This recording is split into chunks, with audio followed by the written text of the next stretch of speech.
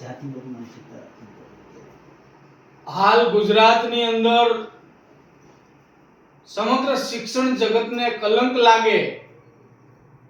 એવું કાર્ય ચાલુ સરકારે કર્યું એમ કહેવાય. કારણ કે જે જીપીએસસી ની પરીક્ષા લેવાની એની અંદર એસસી ઓબીસી એસટી સમાજના જે વિદ્યાર્થીઓ સાથે અન્યાય થયો, લાખો કરોડો રૂપિયાનો ખર્ચ કરવા છતાં આ સરકાર બેધારી નીતિ રાખે કે ક્યાંક ને ક્યાંક એસસી એસટી ઓબીસી સમાજના જે વિદ્યાર્થી છે એને પછાત રાખવાનું કામ કર્યું હોય એવું આની અંદર સીધું દેખાય છે. આ જે પરીક્ષા લેવાની એની અંદર ભેદભાવ ભરી નીતિ અપનાવવામાં આવી. ક્યાંક ને ક્યાંક એની અંદર એને અનગઢત જે એને ફાયદો થયો એવા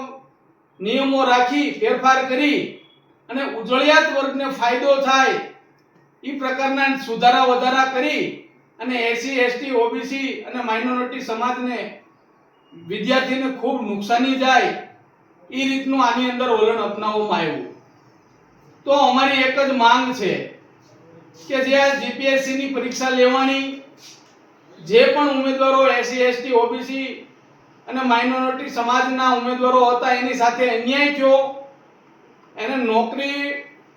એ સમાજના જે ઉમેદવારો છે વિદ્યાર્થી છે એ ક્લાસ 1 અધિકારી નો બને, ક્લાસ 2 અધિકારી નો બને એ રીતનું એક ષડયંત્ર ઊભું કરવામાં આવ્યું. આ સમાજને હંમેશા પછાત અને દબાવી રાખવાના જે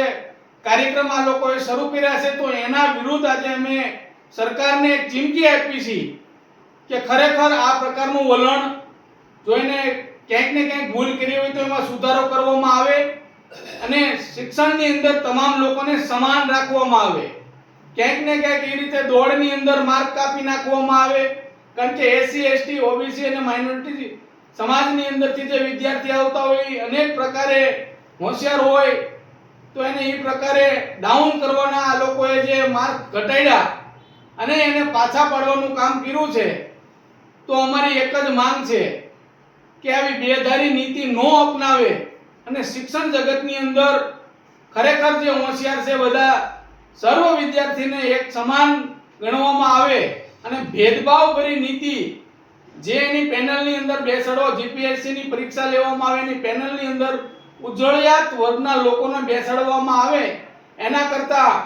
એવી પેનલ બનાવવામાં આવે કે એસસી એસટી ઓબીસી અને માઇનોરિટી તમામ સમાજના એક એક આગેવાન એની અંદર શિક્ષક બેસાડવામાં આવે કે જેથી કરી અને કોઈ પણ સમાજ સાથે અન્યાય ન થાય અને તમામ લોકોને સમાન રીતે ન્યાય મળે. અને આગામી દિવસોની અંદર જો આ જ રીતે એસસી એસટી ઓબીસી અને માઇનોરિટી સમાજના લોકોને પછાત રાખવાનું કામ કરવામાં આવશે તો ન છૂટકે ગુજરાતની અંદર આ સરકાર વિરુદ્ધ એક જન આંદોલન કરવામાં આવશે અને ન્યાય માટે એક મોટું આંદોલન થશે.